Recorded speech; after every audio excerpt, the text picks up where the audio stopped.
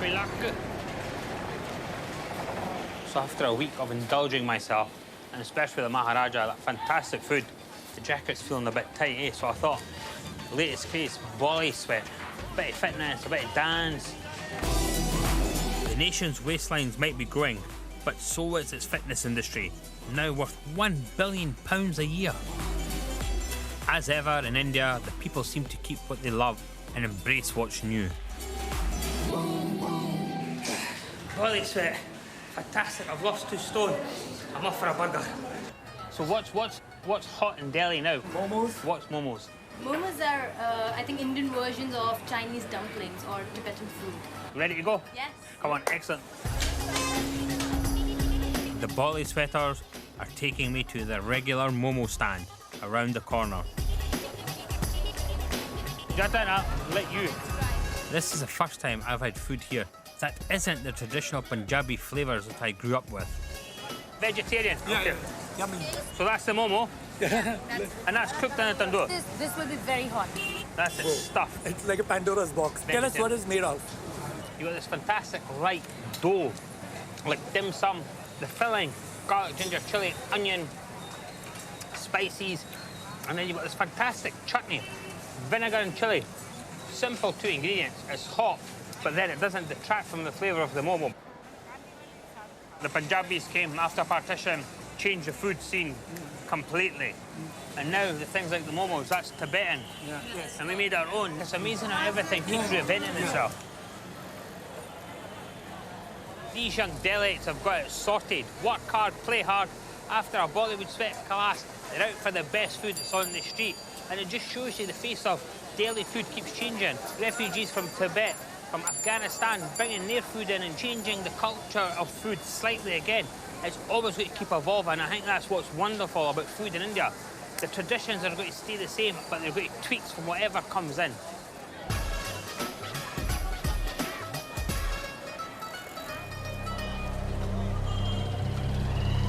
It's my last day, and I'm finally in the heart of the capital. Today, I will be reunited with the side of my family who stayed in Delhi after travelling 300 miles from Amritsar as refugees back in 1947. From what I know, temporary camps were set up all over the city to shelter the millions of displaced people. And my great-grandparents ended up here at the Red Fort. This was one of the largest refugee camps just after partition, with 13 million people moved over an arbitrary line drawn on a map. My great-grandparents done that journey. I can't even imagine what hardships they went through. We came down in fun, in luxury, stopping to have food, and didn't even know when the next meal was coming or where they'd make it. Imagine this full of people, tents, but you're on the road for weeks to get here, and then you're thrown into this. And that's for millions of people. We're just one family.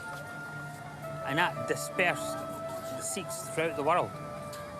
But 1 million people dying in that time, I can't get my head around it, but no, I can't even get my head. There's only 5 million people in Scotland, all of Scotland. But there's things to find out now, so I can tell my kids. I need to speak to somebody who actually lived through partition. I'm going to see my great-uncle at the family home that sits on the same plot my great-grandparents were given 60 years ago. There you go. That's the house. Great-granddad's name, my granddad's name, my granny's name. It's so hard to imagine that when they came here, this was nothing. This was all farmland.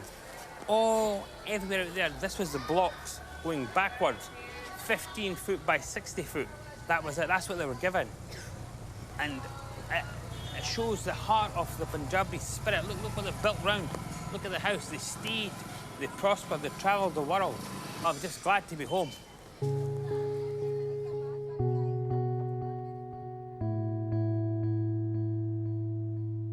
My parents have flown over from Scotland for their regular visit.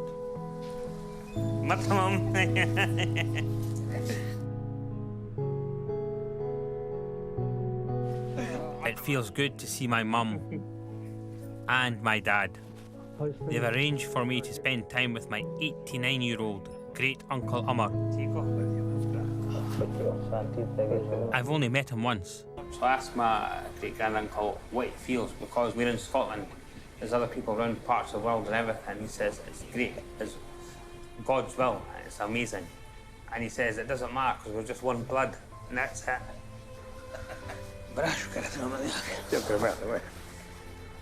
ਇਹ ਆਪਣਾ ਖੂਨ ਹੀ ਬਲਦੇਵ ਸਿੰਘ ਜਦੋਂ ਆਇਆ ਮੈਨੂੰ ਪੁੱਛਿਆ ਨਾ ਮੇਰਾ ਖੂਨ ਹੈ ਇਹ ਮੇਰਾ ਖੂਨ ਹੀ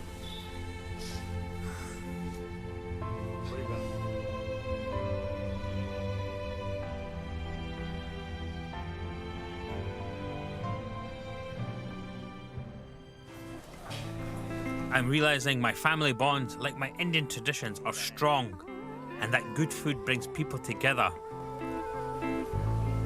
My mum has cooked up a feast, and this journey has shown me that her Punjabi cooking is the real deal.